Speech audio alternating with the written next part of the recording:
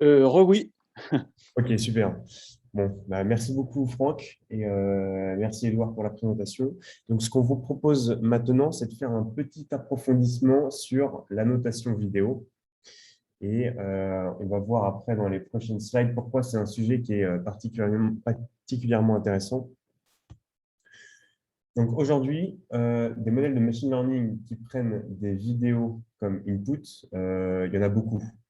On peut penser très rapidement aux véhicules autonomes, donc quelque chose qui est en train de grandir vraiment beaucoup et qui est très utile aujourd'hui. Mais je pense à également plein d'autres applications possibles, comme par exemple faire du contrôle de qualité sur les lignes en usine, ou alors dans la sécurité pour faire de la surveillance avec des caméras de surveillance pour pouvoir détecter les personnes, ou également faire du recyclage automatique, avoir un algorithme qui serait par exemple capable de détecter et différencier le verre, le plastique, le carton pour faire du recyclage automatique. Donc, ces quatre exemples, ça seulement parmi tous ceux auxquels on peut penser et qui ont énormément de valeur aujourd'hui dans le monde. Seulement, il y a un problème, c'est que l'annotation vidéo reste aujourd'hui très compliquée. Et le type de données vidéo reste, je pense, un des types de données le plus compliqué à annoter. Pourquoi? Parce que on imagine très bien que rien que pour faire, par exemple, une tâche de classification, demander à un annotateur de classifier une vidéo, ça va lui demander souvent de regarder la vidéo en entier. Donc, si on a des vidéos de 2 minutes, ça nécessite de passer 2 minutes sur chaque vidéo. Alors, quelque chose d'encore plus compliqué, si on veut faire une tâche de détection d'objets, il va falloir passer sur toutes les frames de la vidéo et détecter tous les objets sur toutes ces frames. Donc, c'est quelque chose qui peut être extrêmement long, surtout si on a une vidéo sur laquelle on veut détecter plus de 100 objets. Passer sur toutes les frames et détecter ces 100 objets, ça va nous prendre une éternité. Donc, la notation vidéo, c'est quelque chose qui est à la fois extrêmement long et à la fois extrêmement pénible pour un annotateur. À côté de ça, il y a de plus en plus de vidéos aujourd'hui qui sont produites et qui peuvent être utilisées, qui ont un potentiel pour être utilisées en entrée de modèles de machine learning. Donc, par exemple, un exemple, ça peut être que les voitures de Tesla, elles génèrent 2 à 5 terabits de données chaque semaine. Donc, c'est un nombre colossal et c'est autant de données qui peuvent être ensuite réutilisées pour réentraîner les modèles de Tesla et qui doivent d'abord être annotés. Et comme je l'ai dit, c'est quelque chose qui est absolument super long et super pénible pour les annotateurs.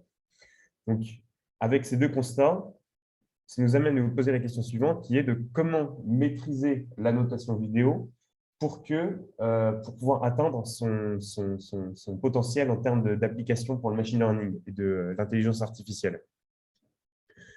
Donc, en fait, ce que je vais faire dans cette présentation, c'est vous montrer les différents challenges qu'il y a autour de l'annotation vidéo et comment on essaye de résoudre ces problèmes à Kili et comment qu'est-ce qu'on peut faire et à quoi on a pensé à Kili pour essayer de résoudre ces problèmes et accélérer la notation vidéo. Donc ça sera un premier point. J'ai mis j'ai essayé de prendre un premier type de challenge qui est comment accélérer la notation vidéo. Et ensuite, je vais parler d'un deuxième challenge qui est comment bien annoter les données vidéo. C'est quelque chose qui est aussi très important. Il y a pas seulement la vitesse pour la notation vidéo. Et à la fin, on aura un temps qui sera consacré pour les questions. Donc, ça va guider ma présentation aujourd'hui. Donc, d'abord, commençons par comment annoter plus rapidement les vidéos, puisqu'on a vu que la vitesse était un des aspects limitants pour l'annotation vidéo. Donc, un des problèmes qu'on a vu, que j'ai présenté dans l'introduction, c'est le problème de… d'ailleurs, je n'ai pas mis ma caméra, bon, je suis désolé. Un des premiers problèmes, c'est le problème de object detection, pour repérer des objets plus rapidement quand on fait de la notation vidéo. Donc, une des premières solutions qu'on a essayé de fournir à Kili, ça s'appelle l'object interpolation.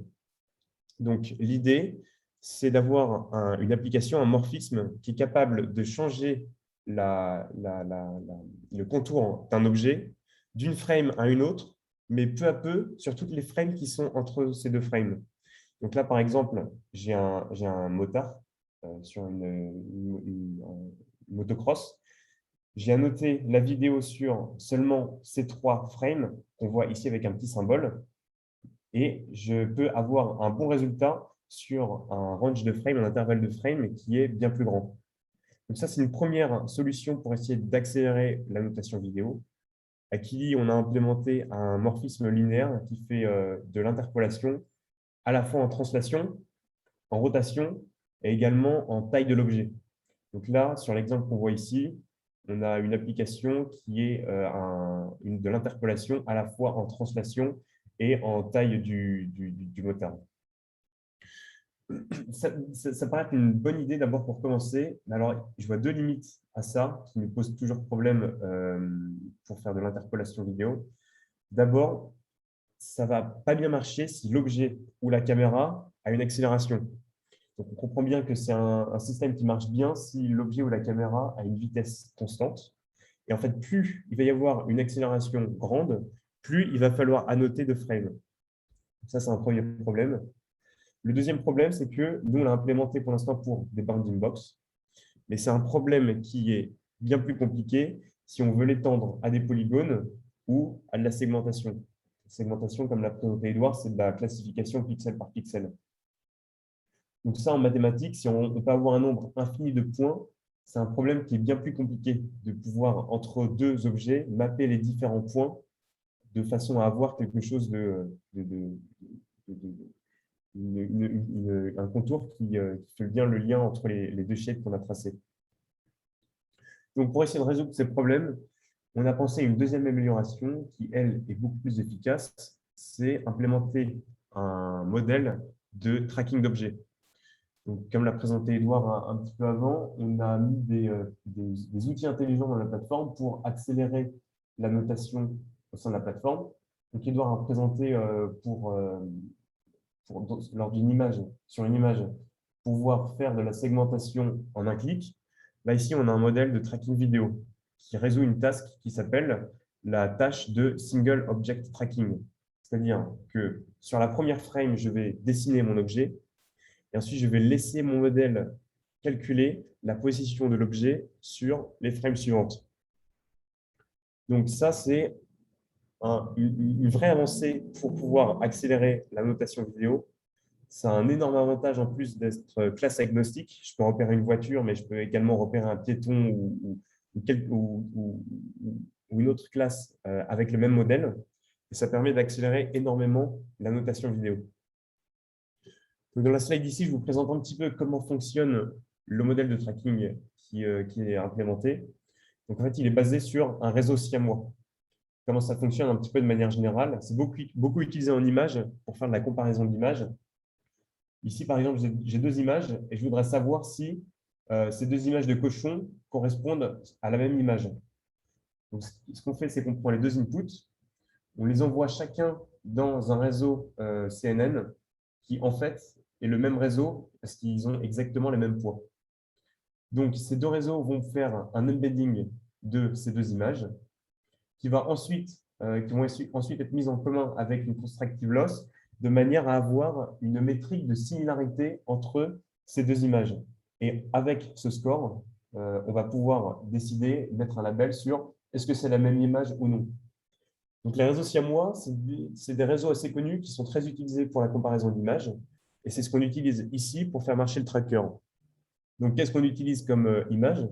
La première image ici qu'on voit comme exemple, c'est l'image de référence que j'ai repérée à la première frame. Donc, c'est ce que moi, j'ai entouré comme étant la vraie valeur de mon image, la première frame. La deuxième image qu'on utilise, c'est la frame qu'on aura au temps T, par exemple. Et donc, on souhaite chercher la première image que j'ai repérée à la première frame sur ma frame au temps T. Donc, tout ça est injecté dans un réseau CNN, appelé Backbone ici, qui est un réseau ResNet 50, qui va faire un embedding de ces 2 images. Donc, ici, on a en fait 2 réseaux CNN, mais ici, il est représenté par un seul et même réseau, parce qu'on comprend que, comme j'ai dit, les 2 réseaux ont les mêmes poids. À partir de ces features, je vais faire une combinaison de ces features dans un bloc de combinaison, et ensuite, j'envoie ça dans 2 réseaux différents. Le premier réseau c'est un réseau de classification. C'est ce qui va permettre de savoir, de repérer si, en fait, de faire une distinction entre le premier plan et le deuxième plan. Donc, de foreground, background, discrimination. Donc, pouvoir en fait repérer l'objet sur l'image. Et ensuite, le deuxième réseau, c'est un réseau de régression qui, lui, va pouvoir estimer la taille de l'image. Donc, voilà un petit peu dans les grandes lignes comment fonctionne le réseau de tracking qu'on a sur la plateforme. Il faut savoir aujourd'hui que le tracking, c'est un problème qui n'est pas considéré comme résolu. Il y a beaucoup de recherches encore qui se fait sur les réseaux de tracking et il y a des gros progrès qui sont faits encore chaque année. Et en fait, les réseaux siamois, c'est un type de réseau qui attire beaucoup, qui a attiré beaucoup d'attention dans la recherche du tracking parce que c'est des réseaux qui ont montré de très grosses performances en termes de tracking vidéo. Donc, c'est une des possibilités, un des axes de recherche privilégiés aujourd'hui pour les réseaux de tracking, pour les modèles de tracking. Alors, je vais parler maintenant un petit peu d'un problème encore aujourd'hui connu pour les réseaux de tracking, ce qui fait que ce n'est pas une tâche résolue, c'est les problèmes de perte de track de l'objet. Donc ici, j'ai un exemple où j'ai un tracker qui suit un tank et rapidement, il va perdre complètement la trace de l'objet. On voit qu'il prédit n'importe quoi. Il a complètement perdu l'objet. En fait, pour un tracker, on peut définir, je pense, 3 métriques. Le premier, c'est la vitesse à laquelle il calcule. La seconde, c'est à quel point il est accurate. Quand il prédit le tank, à quel point il est proche des contours du tank. Et enfin, il y a une dernière métrique auquel on pense un petit peu moins, qui est la robustness. À quel point il est capable de garder track de cet objet. Donc ici, pour comprendre un petit peu vraiment la différence entre accuracy et robustness qui peuvent paraître un petit peu similaires au début, je vous ai mis cette vidéo où on voit bien qu'ici, on a un modèle qui est très accurate. Quand il a track du tank, les contours sont bien définis, mais rapidement, il va perdre la trace de cet objet, ce qui définit un modèle avec une mauvaise robustness. Alors, je vais insister un petit peu je vais insister sur ce point parce que quand on veut faire la notation vidéo, en fait, les deux critères qui sont importants, je pense, c'est à la fois la vitesse du modèle et son accuracy. Pourquoi? Parce que si le modèle perd la trace de l'objet pendant la notation, en fait, on va toujours avoir l'annotateur qui est derrière pour réinitialiser le modèle. Donc, en fait, il faut bien comprendre qu'on fait juste de l'annotation vidéo. Donc, il y a toujours quelqu'un derrière pour vérifier les annotations. Le modèle est juste là pour accompagner l'annotateur. Donc, pourquoi c'est le speed et accuracy qui sont importants dans une plateforme de notation vidéo? Parce que, bah, évidemment, on ne veut pas attendre 10 secondes que le tracker nous fasse ses prédictions. On veut qu'il le fasse rapidement. Et accuracy, parce que on veut que le modèle nous donne les prédictions les plus précises possibles. On ne veut pas que l'annotateur ait derrière à revenir sur chaque prédiction, frame par frame, et rééditer la prédiction qui a été faite. C'est juste un manque de temps. Donc, on s'est concentré principalement sur un modèle qui a à la fois une bonne vitesse et une bonne accuracy, même si la robustness est également importante. Donc, quel est le prochain challenge là maintenant pour essayer encore d'accélérer la notation vidéo? Je pense que un des gros challenges qui est à venir, c'est la possibilité de faire la tâche plus complexe de multiple object tracking. Donc là, par exemple, on a une vidéo où on a un tracker qui est capable de traquer plus de 60 personnes sur une même vidéo. C'est en fait un peu comme ça que Tesla annote ses vidéos aujourd'hui. Donc, dans un speech qu'a fait Andrew Karpathy, le le head of AI à Tesla, il explique comment ils annotent les vidéos. Aujourd'hui, ce n'est plus quelque chose qui est fait majoritairement à la main à Tesla, mais ils utilisent des modèles qui auto-annotent les vidéos. Et pour ça, ils vont avoir des modèles qui vont faire à la fois de l'object detection et du multiple object tracking en même temps pour pouvoir annoter les différentes vidéos. Et donc ça serait également une énorme avancée pour pouvoir accélérer la notation vidéo et c'est quelque chose qui serait génial. Alors là, je pense que je vous ai donné quelques exemples auxquels on a pensé à Kili pour accélérer la notation vidéo, mais la vitesse de notation, ça ne fait pas tout. Il faut également réfléchir à comment construire un environnement pour pouvoir générer des bonnes annotations et des annotations qui sont propres et précises, qui vont pouvoir être utilisées pour les modèles de machine learning. Donc, un des premiers challenges, c'est d'avoir une application qui est rapide. Alors, on est tous d'accord que avoir une application lente, c'est quelque chose qui peut rendre fou et c'est quelque chose qui est absolument, enfin, qui est très important quand on attend une application qui puisse nous permettre d'afficher des résultats rapidement et du contenu rapidement et qu'on puisse faire des actions rapidement. C'est quelque chose sinon qui rend fou. Le problème des vidéos, c'est que ça peut être des formats de fichiers qui sont assez lourds, surtout si les vidéos sont longues. Et donc, c'est difficile de pouvoir supporter des longues vidéos sur une plateforme et de pouvoir supporter beaucoup d'annotations. Donc, une première approche au début qu'on avait implémentée, puisque j'ai implémenté l'approche par frame, c'est-à-dire que quand un client va uploader ses données sur la plateforme, on va les séparer en frames, on va les couper en frames et les maintenir en base sous forme de série de frames. En fait, et ensuite, l'annotateur va annoter frame par frame. Donc, cette approche elle a l'avantage d'être plutôt intuitive et aussi d'être proche de ce que les modèles de machine learning vont prendre comme entrée, donc des frames. Alors, le problème de cette approche, c'était qu'elle était assez… Enfin, je veux dire, quand le client pouvait mettre une centaine d'annotations sur ses frames et qu'il avait une longue vidéo de plus de 10 000 frames, il pouvait avoir des problèmes de latence. Donc, pour ça, on a dû essayer de réfléchir à une seconde approche qu'on a implémentée, que j'ai appelée ici la approche par vidéo. C'est-à-dire que cette fois-ci, on va maintenir l'upload de la vidéo en tant que vidéo format. On va garder le format vidéo pour la vidéo que va uploader le client, ce qui nécessite de réfléchir à une nouvelle manière d'annoter les vidéos. En fait, on a défini des timestamps, c'est-à-dire que quand un client va uploader sa vidéo, on va la découper en différents timestamps qui va en fait définir la précision à laquelle il va pouvoir annoter la vidéo, la distance minimale entre deux annotations de sa vidéo. À partir de là, quand il va annoter, on va mapper ces différentes annotations non plus à des frames, mais à des timestamps de la vidéo, ce qui va permettre en fait à la fin d'avoir une application qui est beaucoup plus rapide et de permettre d'annoter des vidéos qui sont plus longues avec plus d'annotations. Aujourd'hui, les deux approches ont des avantages et des inconvénients. Donc, en fait, on a gardé les deux et on laisse l'utilisateur annoter ses vidéos soit sous forme de vidéo, soit sous forme de frame. Alors, deuxième challenge qu'on a dû relever, c'est le challenge des ID et de l'UX, de l'interface vidéo. Pourquoi? Parce que quand on travaille avec une vidéo, c'est un type de données qui est beaucoup plus compliqué qu'une image, évidemment, parce qu'on a une dépendance en temps. C'est-à-dire qu'on va avoir des objets qui vont pouvoir disparaître et réapparaître de l'écran et qui vont devoir avoir le même ID au sein des annotations. Donc, en fait, manipuler des objets et manipuler des ID, ça nécessite de pouvoir afficher beaucoup d'informations et la nécessité de faire des actions dessus, pour par exemple merger des ID ou les splitter, etc., ça nécessite d'avoir un grand espace pour pouvoir gérer toutes ces informations et faire des actions dessus. En fait, le gros problème, c'est que ça pousse vers une interface qui ressemble à des interfaces de logiciels d'édition vidéo. Donc là, j'ai mis deux exemples, par exemple Final Cut ou Adobe Premiere. Le souci, c'est que nous, on ne veut pas faire de l'édition vidéo, on veut faire de l'annotation vidéo. Et eux ont des interfaces qui sont très complexes. On ne veut pas avoir quelque chose d'aussi complexe.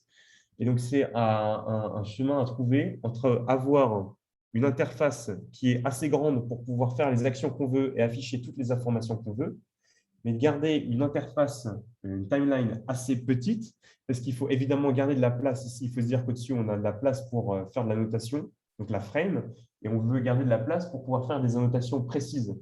On ne veut pas que la timeline prenne trop de place par rapport à la frame. Donc, en fait, ça, dans la création de la plateforme, ça a été pas mal un challenge en termes d'UX et d'interface pour l'annotation vidéo. Et je pense que c'est un challenge pour chaque personne qui voudra créer son logiciel d'annotation vidéo, son propre logiciel d'annotation vidéo. Donc, en fait, là, on a d'un côté, pour conclure, on a d'un côté des vidéos qui ont des modèles avec énormément de potentiel, et d'un autre côté, la notation vidéo est à la fois très longue et très pénible. Donc, on voit que c'est un problème qui est à la fois très intéressant et qui vaut le coup d'investir du temps dessus. Dans cette présentation, je vous ai donné quelques idées des challenges qu'on a relevés principaux, challenges principaux qu'on a relevés à Kili sur l'annotation vidéo, et je vous ai donné quelques exemples de comment on a fait pour essayer de les résoudre. Tac. Donc, merci beaucoup pour votre attention et on est maintenant disponible avec Edouard pour répondre à vos questions. Merci beaucoup. Merci Théo, merci Edouard, c'était passionnant. J'avoue que ça m'a laissé assez songeur parce que avant de vous parler et avant de vous écouter, surtout, j'avais une vision finalement très incomplète de ce que vous faites et en quoi consiste la notation. Et votre talk a été, pour le coup, particulièrement inspirant. Alors, on va passer aux questions. Il n'y a pas eu beaucoup de questions, ce qui prouve que c'est plutôt bon signe que vous avez été, du coup, probablement assez clair. C'est une question qui datait probablement du premier intervenant, donc c'était une question qui s'adressait plus au talk d'Edouard. Gilles nous demande, c'est ce qu'on appelle les data synthétiques. Voilà. C'est une question qui est intervenue à la fin de ton intervention, Edouard. Ok. Ouais, bah, merci beaucoup pour la question, Gilles.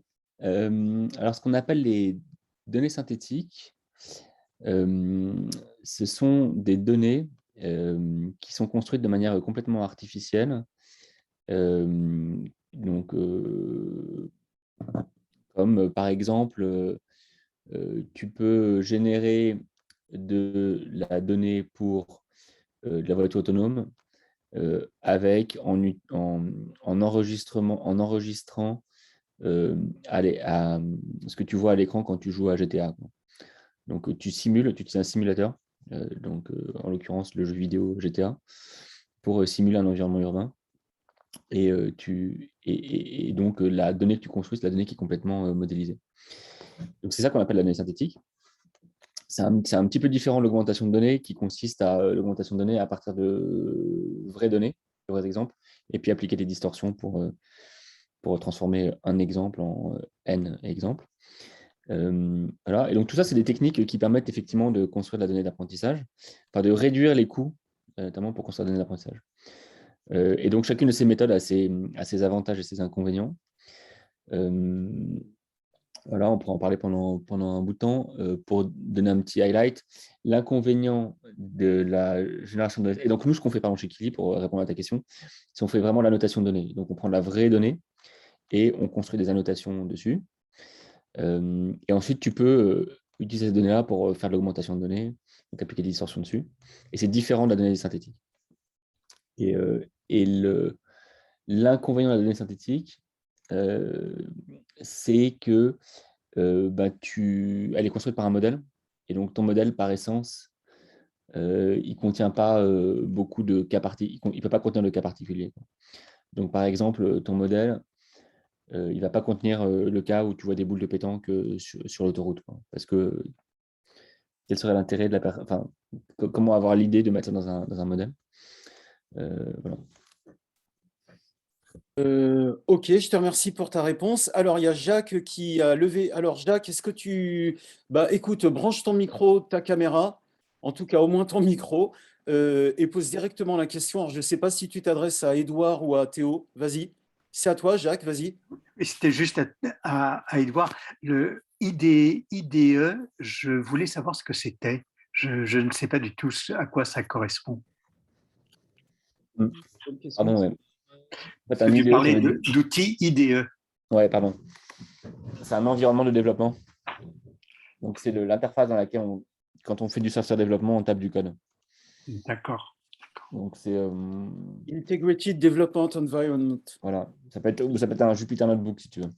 D'accord, d'accord. Alors, boucle de réapprentissage. Ah bah, on te remercie. Attends. Ah, bah, Jacques, c'était ta question aussi. Oui. La boucle de réapprentissage. Tu avais une question là-dessus? Ok. Alors, boucle de réapprentissage. Est-ce que quelqu'un peut préciser le terme?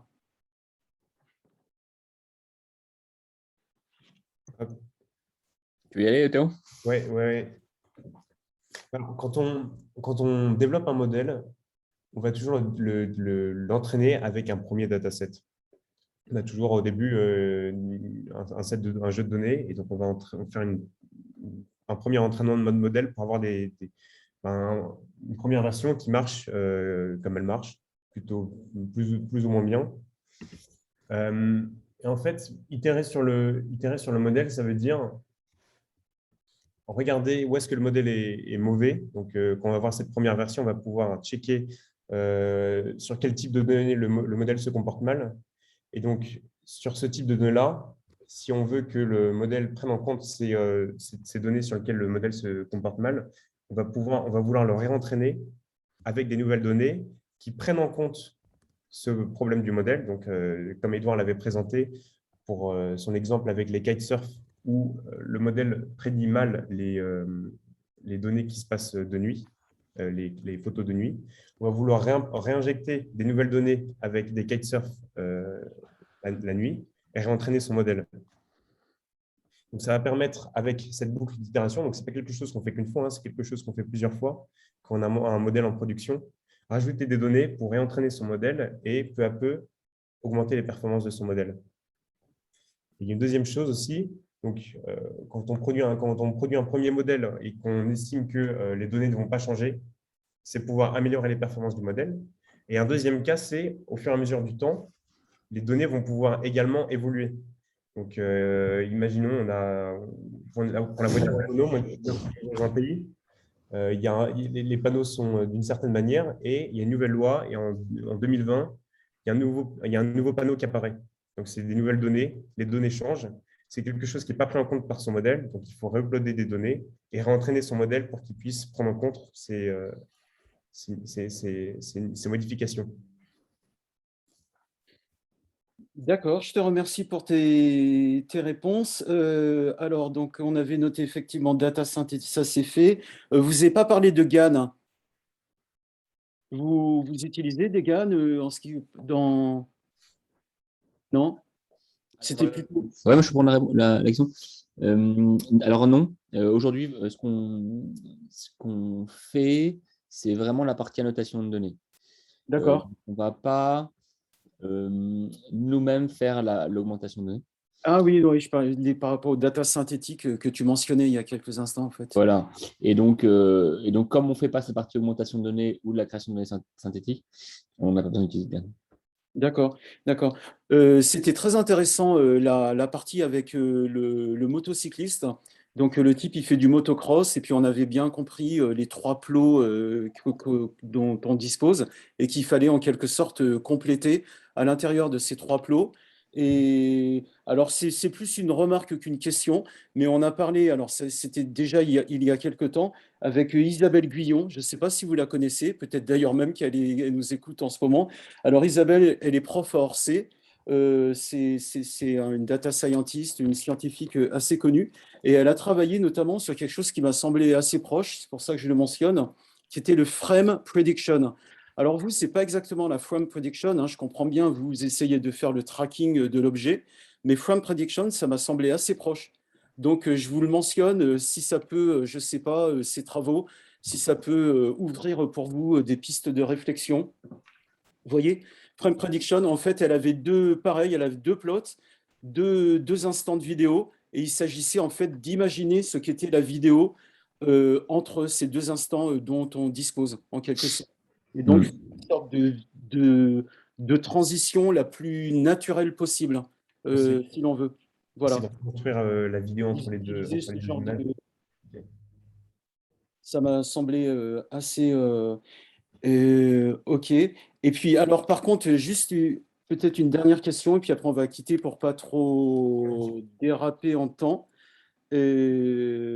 Moi, il y a quelque chose que j'ai beaucoup apprécié, c'est le côté label accuracy qui est différent de model accuracy, euh, où en fait, on va faire de l'accuracy du label. C'est comme si on faisait de l'accuracy en quelque sorte. Tu as parlé de label accuracy. Par rapport aux métriques, juste préciser les métriques, je voulais te préciser quelles métriques C'était pour le talk de Edouard. Donc, ouais, donc aujourd'hui, donc effectivement, l'idée, c'est de pouvoir avoir une métrique de consistance entre les labels. Donc, on va faire labelliser plusieurs personnes une même image ou un même document.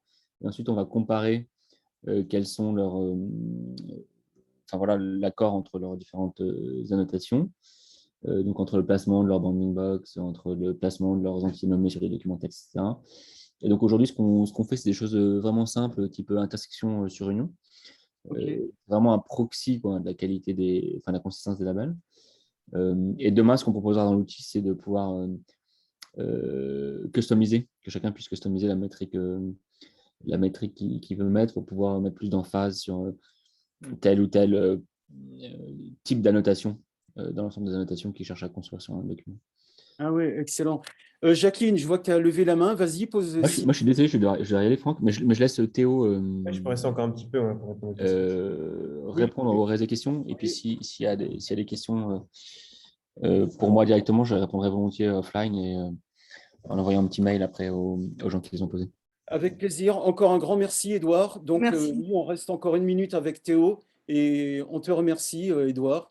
Et super. bonne Bah, c'était chance super pour cool. Merci à tous et à très vite. Ouais, encore merci. Vas-y, Moi, moi, je voulais juste savoir si vous avez travaillé sur l'idiosyncrasie des personnes qui labellent. C'est-à-dire, pardon. C'est-à-dire, par exemple, les personnes qui labellent, elles ont une certaine façon de labeller. Est-ce que vous avez modélisé ça?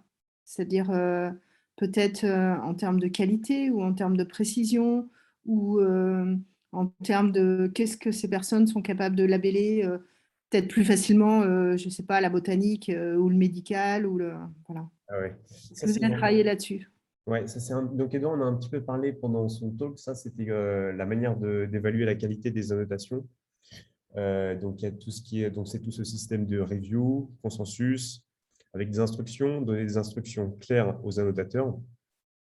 Aujourd'hui, ouais, la notation, avoir des bons annotateurs pour la notation, c'est quelque chose d'important.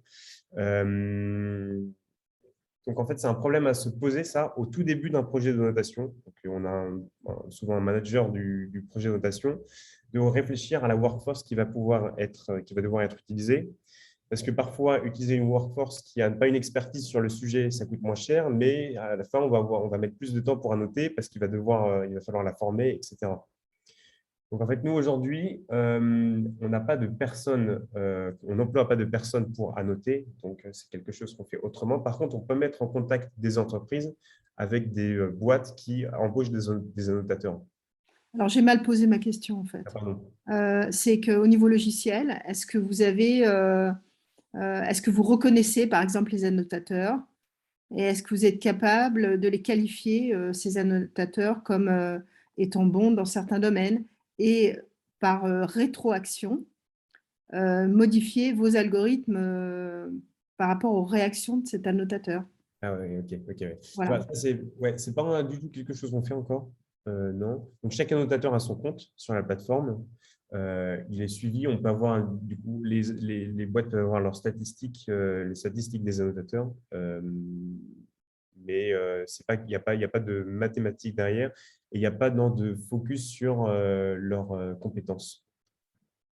Est-ce que vous ne faites pas de rétroaction, par exemple, si vous êtes vous détectez tout de suite que l'annotateur, en fait, labelle avec énormément de précision, eh bien, vous pourriez, par exemple, ajuster votre modèle.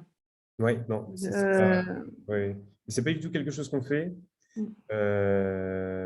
effectivement, donc c'est pouvoir permettre d'avoir une vision un petit peu plus détaillée.